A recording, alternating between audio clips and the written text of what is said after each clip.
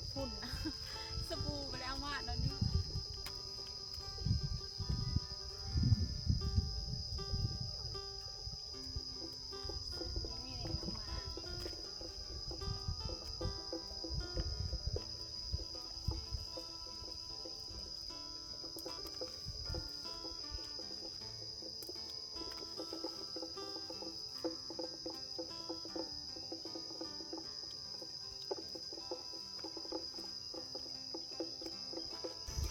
สบายดีเนาะสวัสดีเนาะมื้อนี้มาอยู่กับสองน้องออนสาวเล่าไต่เนาะนี่น้องออนพาพี่พาน้องมาอาบน้ำเนาะก่อนเฮาสิเข้าเมื่อวานเฮาก็ต้องได้อาบน้ำก่อนเนาะมื้อนี้เฮาก็เลยสิพาทุกคนมาอาบน้ำเนาะอาบน้ำตามทุ่งไร่ทุ่งนาเนาะยอดวิวน้องออนก็บ่ค่อยดีปานใดเห็นทุกคนก็เริ่มแบบว่า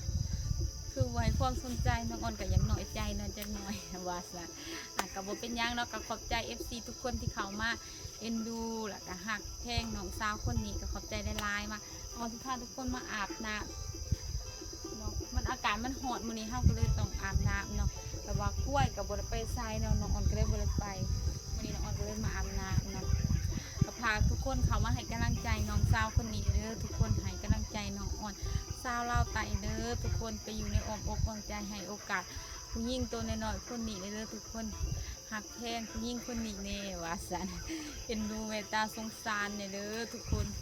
ค่ะเขามาให้กำลังใจน้องสาวคนนี้หลายๆเนี่ยเด้อทุกคนเด้อคือว่าซักพอร์ตน้องคนนี้เนี่ยเด้อแต่ว่าน้องคนนี้กับโมมีเอียงสิโมมีคอนเทนต์ที่แต่ทุกคนตื่นตาตื่นใจเนาะน้องอ่อนเห็นคลิปได้ยอดวิวดีน้องอ่อนก็อยากเห็นแบบนั้นเห็นทุกคนมักเบิ่งคลิปอาบน้ำตามให้หน้าน้องอ่อนก็มาเห็นให้ทุกคนเบิ่งเนาะก็อย่าลืมทุกคนเขามาให้กำลังใจน้องสาวคนนี้เด้อ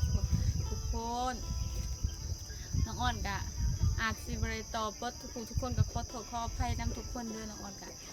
พยายามตอบทุกคอมเมนต์ที่ทุกคนเพราะว่าทุกคนทักเข้ามาหรือยังมาน้องอ่อนกับพยายามบางเทื่อน้องอ่อนก็อาจสิค่ะตัดของตัดคลิปเน่เพื่อว่าเฮาถ่ายคลิปเลยเฮาต้องเมื่อตัดคลิปเมื่อยังเนี่ยก็ขอโทษขออภัยหรืออาจจะมีเวลาล่วงเลยให้ทุกคนเนาะก็ขอโทษได้หลายกับขอบใจทุกคนที่เอ็นดูแหละเมตตาน้องสาวคนนี้เนาะก็ขอบใจได้หลายเนาะบรรยากาศย่ามแบบว่าแน่ๆประมาณนี้กล้วยงัวกันทันนี่ก็ฝนก็คือสิตกเนาะน้องอ่อนอาบน้ำเดี๋ยวก็สิเมื่อเนาะก็สิไปหาเฮ็ดคาเฮ็ดดินแล้วก็สิเมื่อเลยเนาะบางคนมันก็สิตกเนาะมื้อนี้มากกับร้านน้อยเนาะก็ขอบใจทุกคนหลายๆเด้อที่เข้ามาเบิ่งและให้กำลังใจน้องอ่อนตลอดมาเห็นคอมเมนต์หนึ่งว่าน้องอ่อนอย่าหยุดลงคลิปเด้อถึงสิบ่มีคนเบิ่งก็ให้น้องอ่อนลงคลิปทุกมื้อได้เนาะก็ขอบใจทุกกำลังใจทุกคนที่เข้ามาติดตามน้องสาวคนนี้ก็ขอบใจได้หลายป้าฮัสพาทุกคนอาบน้ำเลยบัดอันนั้นแล้วเขาก็จะไปหาเฮ็ดแล้วก็เขาเมื่อบานเดินเนาะเพื่อเอาเมื่อเฮ็ดกินมูหูสิได้หรือบ่ได้เนาะก็ลองไปหามือก่อนป้าอาบน้ำกันก่อนเด้อทุกคน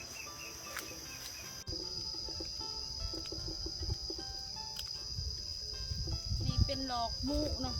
หลอกเขียดมูหอมเนาะดอกเกิดจากธรรมศาสตร์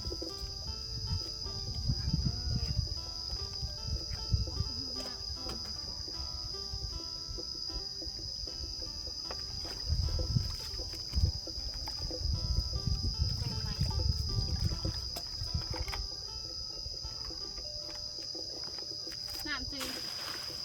กันเนาะ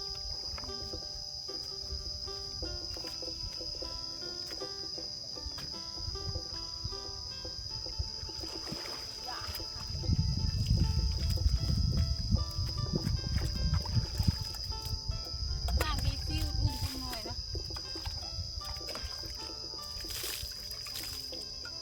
เริ่มมาอาบน้ำเลยการขึ้นมา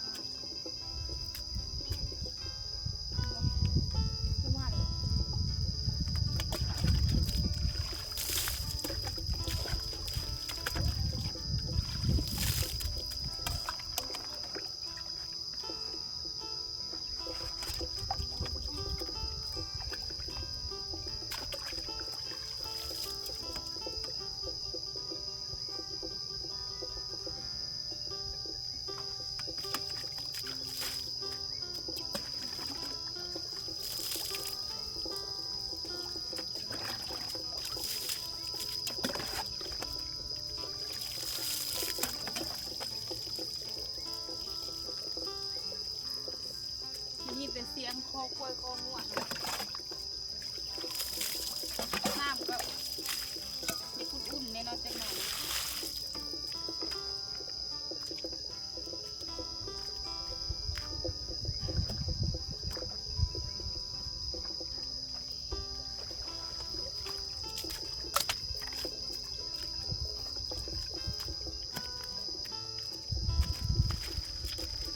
นี่เอาใส่ขัด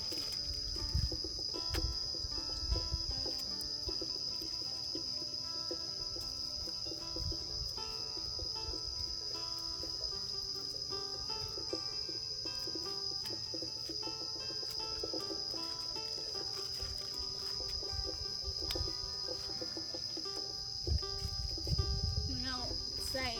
แคบพุ่นนะสบู่ไปแล้วมาแล้วนี่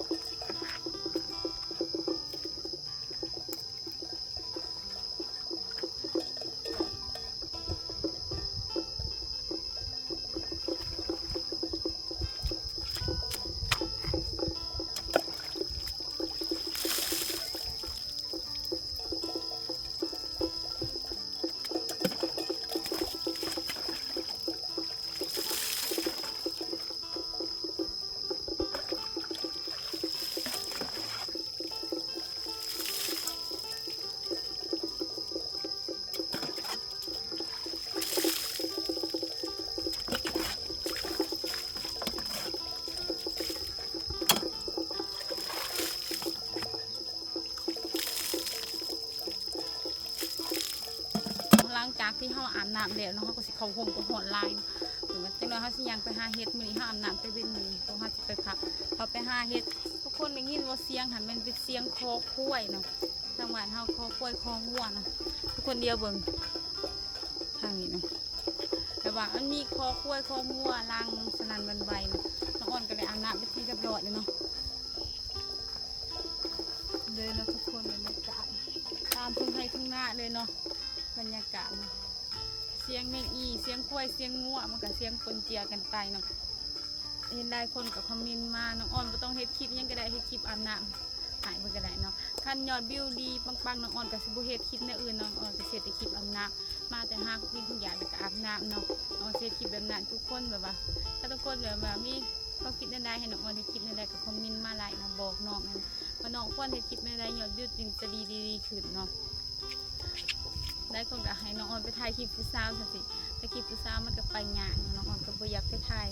ก็อยากไปอยู่แต่ว่ามันอยากซีนยากสำหรับ